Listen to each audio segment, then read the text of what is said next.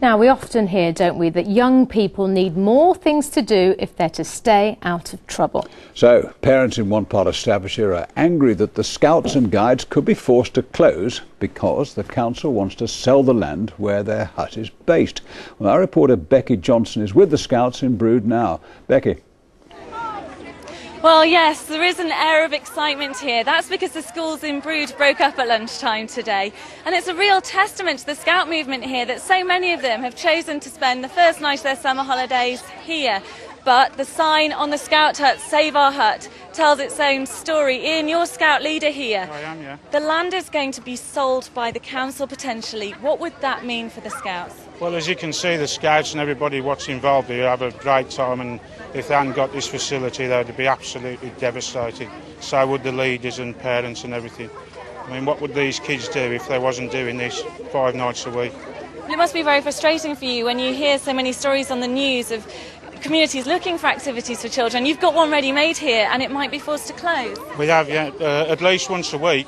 You hear the Prime Minister on the national news saying we've got to build community life and spirit, and there's an instance here in Brewood where they're actually taking it away from us.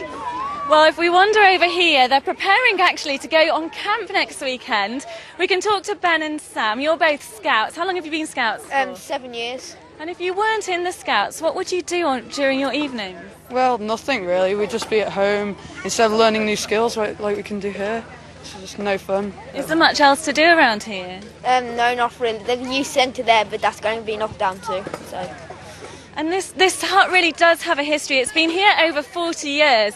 And somebody who knows all about this is David Evans. You were a Scout yourself, weren't you? Yes, almost 50 years ago, and in the village here, and I can remember raising a lot of money to buy that hut, and it would be a shame for it to go. And I'm now a parish councillor, and they're right behind the Scouts bid. OK, David, thank you. Well, there is a real history here. If we follow our noses, we can see they're making some pancakes over here, which I am going to try later.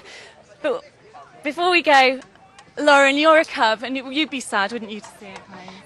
Yeah, because it's been such a long way until all being explorers and that. OK, Lauren, thank you. Well, the council say they still haven't come to a decision yet, so we have to wait and see. Back to you. Thank you very much, Becky. Save the Scout Hut bar. Yeah, pancakes look good, by the way, didn't they? We've got to save the Scout Hut. That's terrible, isn't it? So. Right.